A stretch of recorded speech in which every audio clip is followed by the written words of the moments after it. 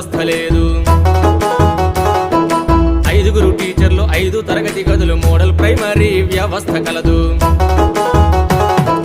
బోధనా పద్ధతి తెలియని వ్యక్తుల మొక్కుబడి చదువుల వ్యాపారము కాదు.